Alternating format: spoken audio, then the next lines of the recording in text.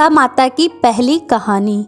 एक सास बहू थी। बहू का पति विदेश में था। एक दिन सास ने बहू से अग्नि लाकर भोजन बनाने को कहा। बहू गांव में अग्नि लेने गई, पर किसी ने उसे अग्नि नहीं दी और कहा कि जब तक दशा माता की पूजा न हो जाएगी अग्नि नहीं मिलेगी।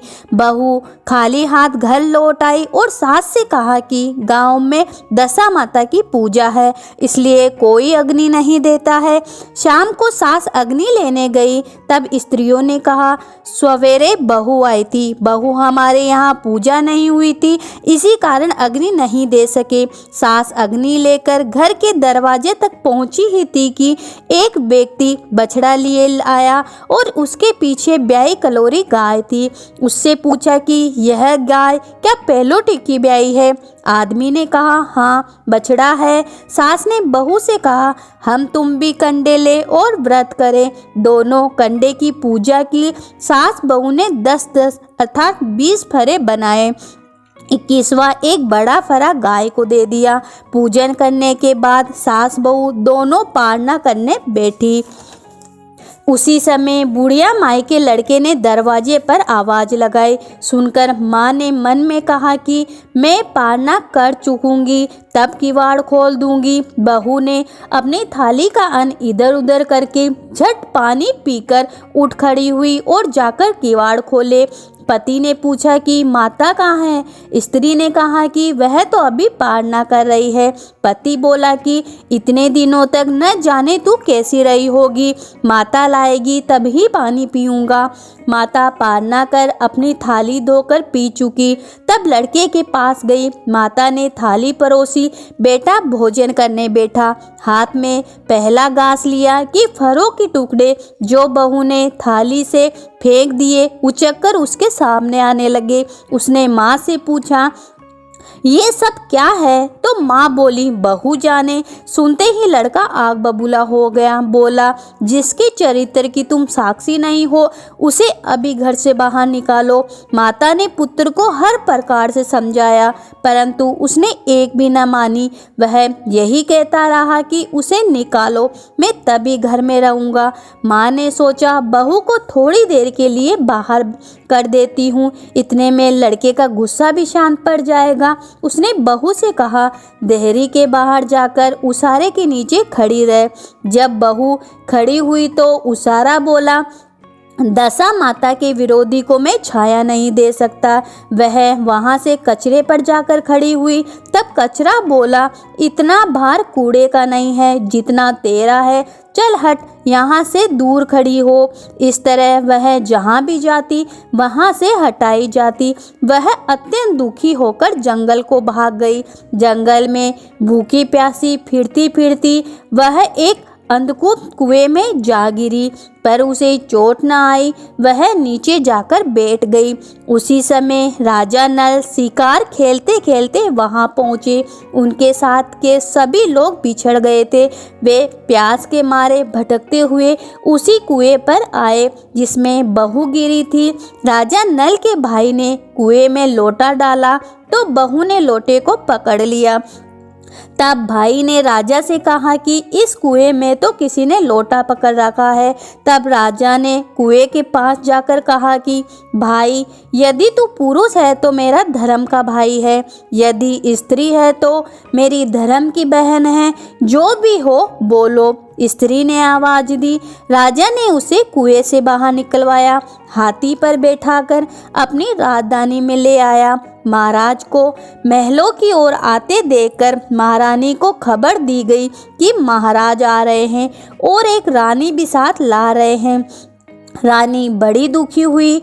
महाराज सामने आ पहुँचे। तब रानी ने विनय की महाराज, मुझसे ऐसी क्या भूल हुई जो आप मेरे रहते दूसरा विवाह कर लाए?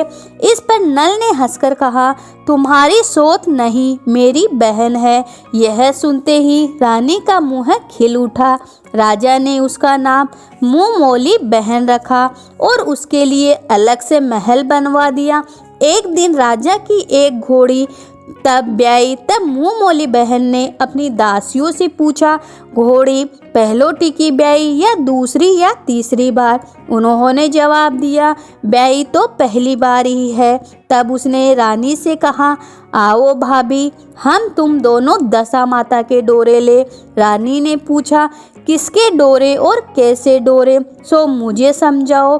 तब वह बोली, दशा माता के व्रत का यह नियम है कि पहले पहले जब गाय या घोड़ी या स्त्री का प्रसव सुने तब डोरा लेकर व्रत आरंभ करे। 9 व्रत करने के बाद 10वें दिन उस डोरे का पूजन करके विसर्जन करे। इसी के साथ उसने उसको पाड़ने के नियम भी बतलाए। तब रानी बोली, ननंद ये कैसा व्रत है? ननंद बोली, भाभी मुझे चाहे जो भी कह लो, परंतु इसके संबंध में कुछ मत कहो। मैं इसी व्रत के कारण मारी मारी फिरी और तुम्हारे देश में आई हूँ।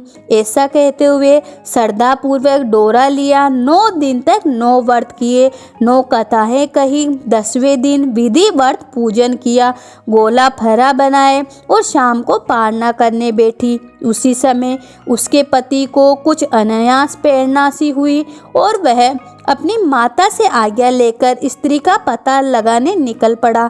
घूमता फिरता राजा नल की नगरी में जा पहुंचा। अपनी स्त्री का पता लगाने के लिए एक कुएं पर उसने औरतों को बातें करते सुना।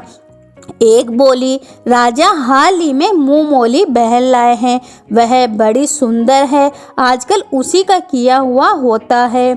दूसरी बोली, वह जैसी सुंदर है वैसी ही धर्मात्मा भी है, जो उसके दरवाजे पर जाता है सादर इच्छा भर भिक्षा पाता है।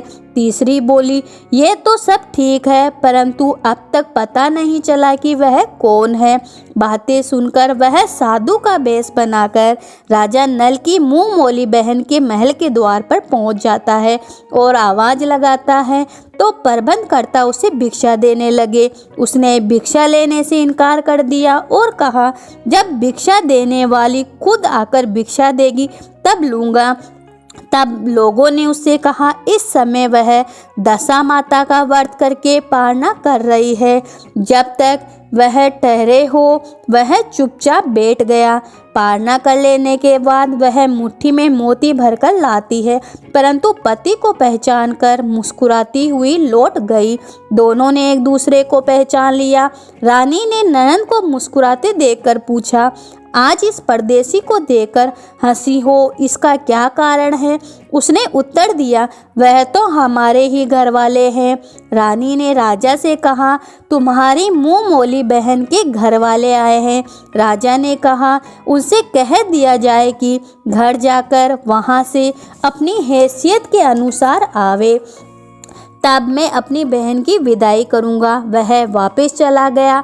उसने माता से कहा, तुम्हारी बहू राजा नल के यहाँ उसकी बहन होकर रहती है, नियम धर्म से दिन बिताती है। तब माता ने आज्ञा दी कि तुम उसे ले आओ। वह डोली कहार आदि के साथ फिर से राजा नल की नगरी में गया। राजा ने संबंधी की हैसियत से उसका स्वागत किया और कुछ दिन मेहमानी करके विधि पूर्वक बहन को विदा किया। जब वह महल से वापस निकलकर चलने लगी तब महल भी उसके पीछे पीछे चलने लगा। रानी बोली, ननंद जी तुम चली और मेरा महल भी ले चली, जरा लौटकर पीछे की ओर तो देखती जाओ। उसने देखा तो राजा नल की संपूर्ण राशि वैभव लुप्त हो गया। वह स्त्री तो अपने पति के साथ जाकर आनंद से रहने लगी, परंतु राजा नल का यह हाल हो गया कि वे दोनों कमली कतनी ओढ़े फिरने लगे। तब राजा नल बोले, रानी जहाँ राज किया वहाँ इस दशा में नहीं रहा जाता, इसलिए यहाँ से जाना ही उचित होगा। रानी पतिव्रता थी। राजा रानी दोनों महल से निकलकर चल दिए। चलते चलते एक गांव के पास पहुंची। वहां बेर के वृक्षों में अच्छे अच्छे बेर लगे हुए थे। राजा रानी दोनों भूखे थे। वे बेर बीनने लगे, परंतु बेर लोहे के हो जाते। इसी तरह से राजा रानी जो भी वस्तु को छूते वही कंकड़ पत्थर आदि हो जाती। राजा रानी आगे बढ़े। रास्ते में उन्हें एक बनिया मिला। उसने राजा नल को पहचान कर राजा रानी को आटा दिया। वे आटा लेकर नदी के किनारे गए। वहाँ रानी भोजन बनाने लगी और राजा स्नान करने लगा। रानी ने रोटियां सेक कर रखी। जब राजा आए और भोजन करने बैठे तब रोटियां ईंट हो गई। राजा रानी वहां से चलकर अपनी मुंह मौली बहन के यहाँ गए। बहन ने सुना कि उसके भाई भौजाई आए हैं। उसने पूछा कि कैसे आए हैं, तो सुना कि लटके चीथड़े आए हैं और कैसे आए हैं। यह सुनकर उसे बड़ी लज्जा हुई। उसने उन्हें एक कुम्हार के यहाँ ठहरा दिया। शाम को थाल सजाकर बहन खुद भावज से मिलने आई। उसने सामने थाल रखा तो भावज ने कहा, इस थाल में जो भी कुछ हो कुम्हार के चक्के के नीचे रख दो और चली जाओ। वह थाल का सामान चक्के के नीचे रखकर चली जाती है। थोड़ी देर में राजा ने रानी से पूछा, बहन आई थी? रानी ने कहा, आई तो थी, पर जो भी कुछ लाई है मैंने इसी चक्के के नीचे रखवा दिया है। राजा ने देखा कंकड़ पत्थर के सिवा कुछ भी नहीं था। राजा सब कुछ समझ गया कि वह सब कुदशा है। वे आगे चलकर अपने मित्र के घर गए। मित्र ने सुना कि उनके मित्र नल आए हैं, तो उसने पूछा, कैसे आए हैं? इन लोगों ने भी कहा, कमरी ओढ़े कथनी बिछावे मांग मांग कर खाना खावे, ऐसे आए हैं। मित्र ने दुखी होकर कहा, कोई बात नहीं, जैसे हैं आखिर मित्र है, उनको महलों में ले आओ। मित्र ने बड़े आदर भाव से उनका स्वागत किया, भोजन कराया और एक कमरे में उनके सोने के लिए पलंग बिछवा दिया। उस कमरे में खूंटी पर 9 लाख का हार टका हुआ था। आधी रात के समय राजा सो गए थे। रानी ने देखा कि हार वाली खूंटी के पास वाली दीवार में एक मोर का चित्र है। वह हार को धीरे धीरे निगल रहा है। रानी ने राजा को जगाकर यह डर से दिखाया। तब राजा ने कहा, यहाँ से चुपचाप भाग लेना चाहिए, नहीं तो सवेरे चोरी का कलंक लग जाएगा। राजा रानी दोनों रात को उठकर भाग चले गए और एक अन्य राजा की नगरी में पहुंच जाते हैं। वहां सदाव्रत दिया जाता था। राजा रानी भी गए। उस समय सदाव्रत बंद हो चुका था। वहां के अधिकारियों ने कहा कि वह लोग न जाने कहां से अभागे आए हैं, मुट्ठी मुट्ठी चने दे दो। इस प्रकार अनादर और कुवाक्य सहित दान लेना अस्वीकार करते हुए राजा रानी बोले, ऐसी कंजूसी है तो सदाव्रत देने का नाम क्यों करते हो? इस पर दानाध्यक्ष ने कहा, राजा को कंजूस कहते हैं, इनको हवालात में बंद कर दो। इस तरह राजा रानी दोनों को कोठरी में बंद कर दिया गया। जिस कोठरी में राजा रानी के थे उसी के सामने से आम रास्ता था। एक महतरानी राजा की गुड़साल को पार हो उसी रास्ते से निकला करती थी। एक दिन वह बहुत देर से निकली। तब रानी ने उससे पूछा कि आज तुमने इतनी देर कहाँ लगाई है? वह बोली, आज राजा की घोड़ी पहली बार ब्याई है। रानी ने पूछा, क्या बछड़ा हुआ या बछड़ी? उसने जवाब दिया, बछड़ा हुआ है और अच्छी सेहत में हुआ है। तब रानी ने राजा से कहा, एक बार मैंने तुम्हारी मुंह मोली बहन के डोरे का अनादर किया था, उसी दिन से हमारी दशा बदल गई। इसीलिए आज मैं दशा रानी का डोरा लेती हूँ। राजा ने कहा, यह पूजा की सामग्री कहाँ से आएगी? रानी ने कहा, वही दशा माता सब कुछ करेगी। तब 9 तार राजा की पग से वह 1 तार अपने अंचल का लेकर रानी ने डोरा बनाया और उसी समय व्रत ठान लिया। थोड़ी देर में राजा खुद घोड़ी का बछड़ा देखने के लिए उसी रास्ते से निकले। राजा ने नल और दमयंती को कोठरी में बंद देखकर पूछा कि ये लोग कौन हैं और किस अपराध के कारण यहाँ बंद हैं। पहरेदारों ने कहा कि ये लोग भिक्षा लेने आए थे, आपको गालियां दे रहे थे, इसी कारण इन लोगों को कैद करा दिया था। राजा ने कहा, ये तो इनका कोई अपराध नहीं है, इनको संतुष्ट करना चाहिए। इनको अभी कैद से बाहर निकाल दो। राजा की आज्ञा अनुसार उसी समय नल और दमयंती दोनों को कोठरी से बाहर निकाल दिया गया। राजा उनके पाँव में पद्म और माथे पे चंद्रमा का चिन्ह देखकर पहचान गए कि ये राजा नल और दमयंती है। तब उन्होंने विनीत भाव से क्षमा प्रार्थना की और उन्हें हाथी पर बैठाकर अपने महल ले गए। कुछ दिनों बाद राजा नल पूरे सज धज कर अपनी राजधानी की ओर चले। पहले वे अपने मित्र के घर गए। मित्र ने राजा नल के आने की खबर सुनी। मित्र कैसे आए हैं? लोगों ने कहा, अब की बार तो ठाठ बाढ़ से आए हैं। मित्र ने कहा, अच्छी बात है, आने दो, आखिर मित्र है। राजा रानी दोनों मित्र के महलों में ले गए। उन्होंने उनका स्वागत करके उसी स्थान पर फिर से उनको ठहराया, जहां उनको पहले ठहराया था। जहां आधी रात के समय राजा सो गए, रानी पेड़ दबा रही थी। तब उसने देखा कि मोर का चित्र जो हार निगल रहा था उसे उगल रहा है। रानी ने राजा को जगाकर दिखाया। राजा ने भी अपने मित्र को बुलाकर वह चित्र दिखाया। तब मित्र बोला कि मैंने न तब तुम पे चोरी का इल्जाम लगाया था, न अब लगाता हूँ। वह सब कुदशा का कारण था। आप निश्चय रहिए, मेरे मन में आपके प्रति कोई मेल नहीं है। मित्र के यहाँ से चलकर राजा मुँह मोली बहन के यहाँ गए। उन्होंने जब सुना कि राजा भैया आए हैं तब पूछा, कैसे आए हैं? लोगों ने कहा, जैसे राजाओं को आना चाहिए वैसे आए हैं। उसने कहा, उनको महलों में आने दो।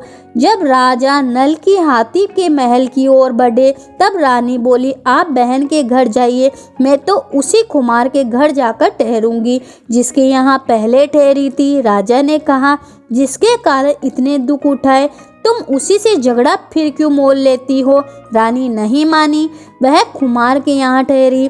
राजा बहन के घर गए। शाम को ननद भावज के लिए थाल सजाकर लाती है और भावज के सामने रख देती है।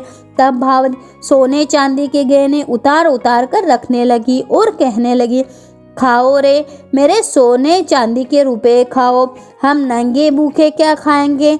यह देखकर ननद बोली, मुझसे जो हो सका था तब भी मैं लेकर आई हूँ और आज भी लेकर आई हूँ। सचमुच चक्का उठाकर देखा तो उसके नीचे मणिमाणिका का ढेर लगा था। रानी देखकर स्तंभ रह गई। वह बोली, ननद तुम्हारा कोई दोष नहीं है, यह सब मेरी कुदशा का कारण था।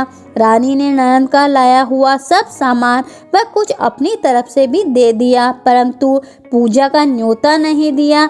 वहां से वे आगे चले। नदी के तट पर पहुंचे तो वहीं पड़ाव था। राजा का रसोड़ा चेताया गया। जब भोजन तैयार हुआ तो राजा ने भोजन करने बैठे। उस समय वे रोटियां जो ईंटें बन गई थी फिर से रोटियां बन गई। तब राजा ने पूछा कि ये सब क्या कौतुक है? रानी बोली कि ये वही रोटियां हैं जो उस दिन अपने काम में नहीं आई थी। मैं यदि आपसे कहती कि रोटियां ईंट हो गई है तो आप नहीं मानते। अब वहां से सेना सहित राजा व रानी आगे बढ़े। जब राजा नल की फौज अपने राजधानी के पास पहुंची तब सबको अपने राजा को पहचानकर बड़ा आनंद हुआ। वे उन्हें महलों की ओर ले गए। राजा रानी ने महलों में प्रवेश करके तुरंत ही दशा माता की पूजा का प्रबंध किया और सौभाग्यवती स्त्रियों को आमंत्रित किया। भोग के लिए सब प्रकार के पकवान बनाए गए। आटे की बटी हुई 10 बत्तियां, 10 गुड़ या शक्कर की गुजिया और 10-10 अठाई व सुहागिनियों के आंचल में डाली गई। सुहागिनियों का श्रृंगार आदि करके दशा माता की पूजा आरंभ हुई। कलश स्थापित हो कर दिया जलाया गया तो बत्ती नहीं जली। तब पंडितों ने विचार करके कहा कि यदि कोई न्योता पाने वाला न्योते से रह गया हो तो स्मरण किया जाए, उसके आने पर ही दीपक जल जाएगा। रानी ने कहा कि मैंने तो सभी को न्योता दिलवा दिया है, सिर्फ तुम्हारी मुँह मोली बहन को न्योता नहीं दिया। राजा ने दूधगामी रथ भेजकर मुँह मोली बहन को बुलवा लिया। सुहागिनों को भोजन कराकर विदा किया गया। उसी समय राजा ने राज में हुक्म करवा दिया कि अब से मेरी सारी प्रजा दशा माता का व्रत करेगी। तो बोलो दशा माता की जय हो।